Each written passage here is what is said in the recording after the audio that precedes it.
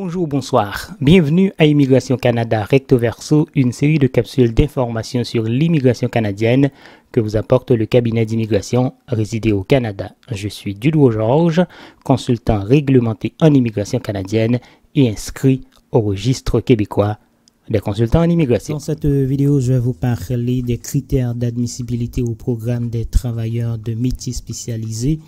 Comme vous le savez, le programme des travailleurs de métiers spécialisés, c'est un programme fédéral qu'on trouve dans Entrée Express. Entrée Express, c'est la plateforme utilisée par le gouvernement fédéral du Canada pour sélectionner les travailleurs qualifiés. Donc, il y a l'expérience canadienne, il y a travailleurs qualifiés fédéral et puis programme des travailleurs de métiers spécialisés. Aujourd'hui, on va parler des critères d'admissibilité.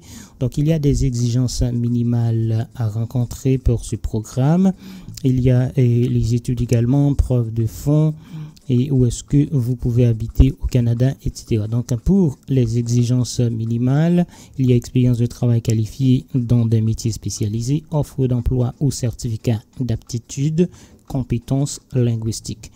Donc, on va regarder expérience de travail qualifiée. Vous devez avoir acquis au moins 2 ans d'expérience de travail à temps plein ou une expérience équivalente à temps partiel dans un métier spécialisé au cours des 5 années précédant votre demande. Répondre aux exigences en matière d'emploi pour ce métier spécialisé, tel qu'énoncé dans la classification nationale des professions.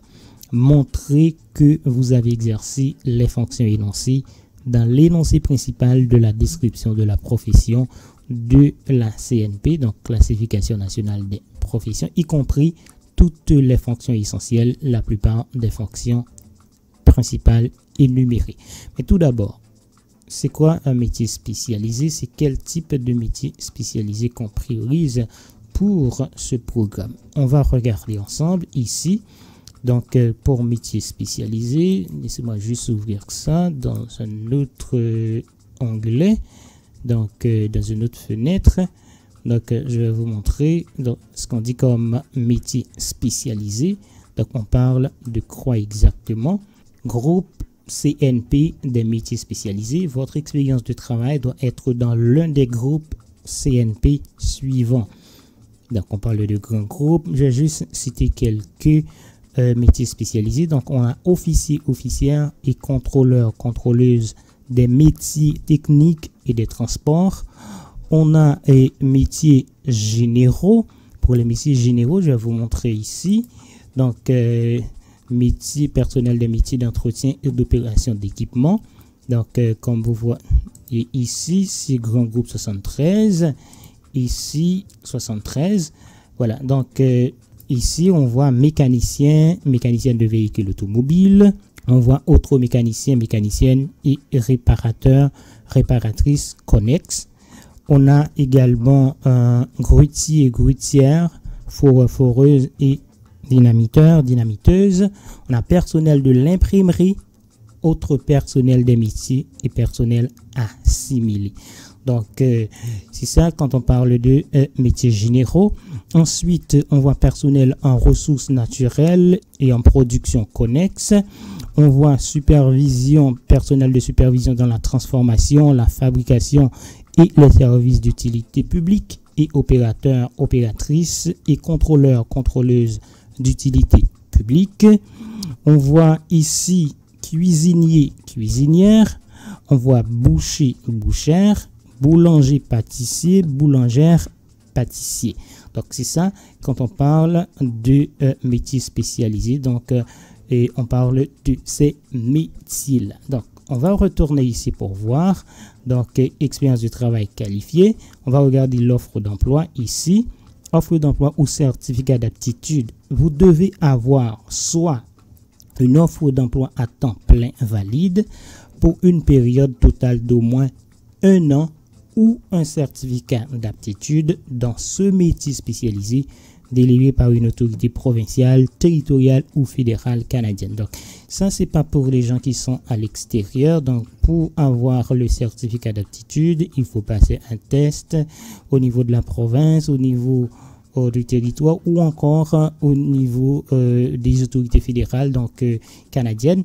Donc, c'est pas pour les gens qui sont à l'extérieur. Donc, on va passer sur ça, mais on va juste se concentrer sur l'offre d'emploi à temps plein valide. Donc, il faut avoir un emploi à temps plein valide pour une période totale d'au moins 1 an. Voilà, donc c'est ça pour l'emploi. On va regarder l'autre critère, compétences linguistiques. On va voir compétences linguistiques. Vous devez passer les tests de langue approuvés pour l'écriture, la lecture, la compréhension de l'oral, l'expression orale, obtenir la note minimale exigée et puis entrer les résultats les résultats du test dans votre profil d'entrée express.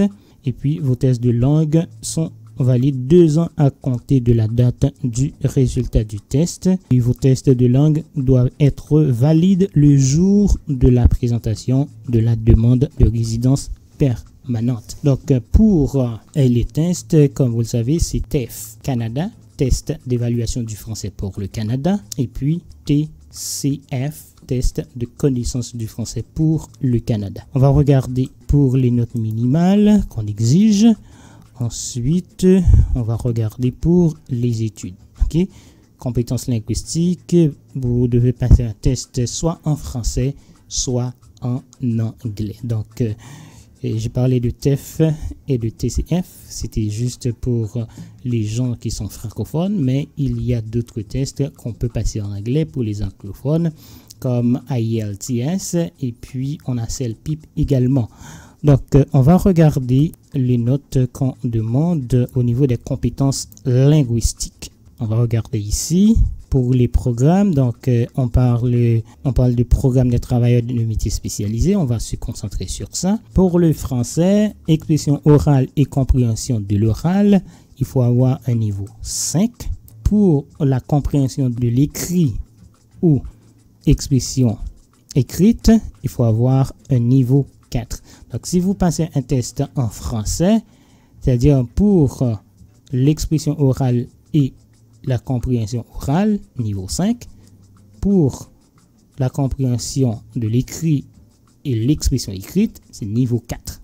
Un test en anglais pour expression orale et compréhension de l'oral, c'est niveau 5. Et puis, compréhension de l'écrit et expression écrite, c'est niveau 5. Donc, voilà, c'est ça pour les compétences linguistiques.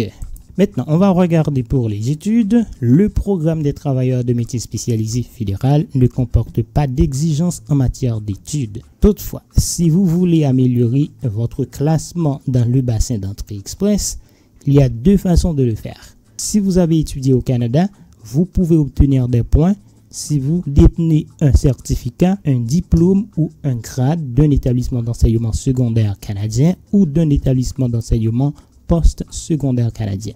Si vous avez fait des études à l'étranger, vous pouvez obtenir des points si vous avez les 2 documents suivants. Un titre de scolarisation étranger, une évaluation des diplômes d'études à des fins d'immigration. Donc, il faut faire évaluer vos diplômes. Donc, il y a des organismes désignés pour ça. Je pense qu'on a préparé une vidéo sur ça. Ensuite, pour les études, donc pas nécessaire de prouver votre niveau d'études. Et c'est ça qu'il faut retenir. Ensuite, une preuve de fonds. Vous devez démontrer que vous disposez assez d'argent pour subvenir à vos besoins et à ceux de votre famille, à moins que vous soyez en fait autorisé à travailler au Canada, donc si vous avez un permis de travail, ou encore à moins que vous déteniez une offre d'emploi valide d'un employeur au Canada. Donc pour l'admissibilité, on va regarder si vous n'êtes pas interdit de territoire. Où est-ce que vous pouvez habiter au Canada?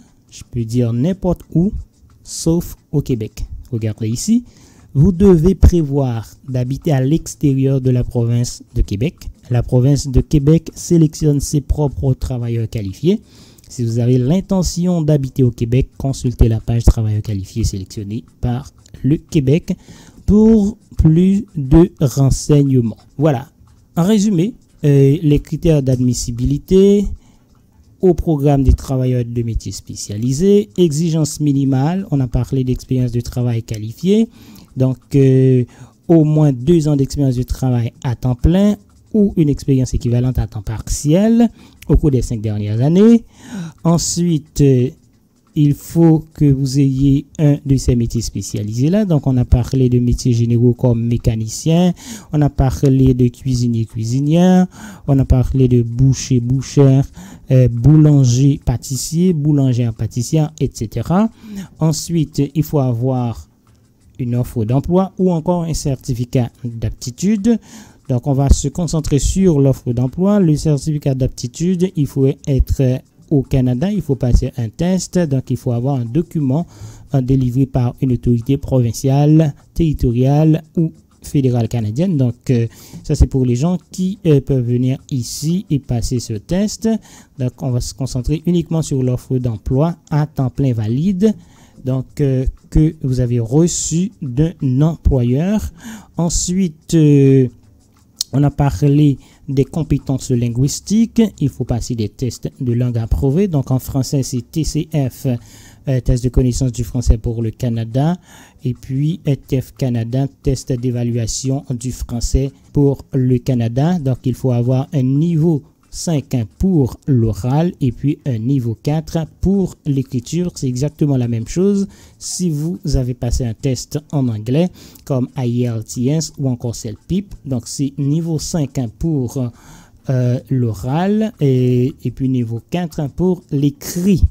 En termes d'études, donc il n'y a pas d'exigence d'études en matière d'études pour le programme des travailleurs de métiers spécialisés, donc pas important de prouver votre niveau d'études, mais si vous voulez avoir beaucoup plus de points, vous pouvez toujours présenter des documents comme quoi vous avez étudié au Canada ou encore vous avez fait évaluer vos diplômes par un organisme désigné par Immigration Canada. Et puis, preuve de fond, vous devez démontrer que vous disposez d'assez d'argent pour subvenir à vos besoins et à ceux de votre famille, à moins que vous soyez en fait autorisé à travailler au Canada, si vous avez un permis de travail et déteniez une offre d'emploi valide d'un employeur du Canada. Et puis admissibilité, là on va regarder si vous n'êtes pas interdit de territoire. Merci d'avoir suivi cette capsule d'information sur l'immigration canadienne, Immigration Canada recto verso, apportée par le cabinet d'immigration résidé au Canada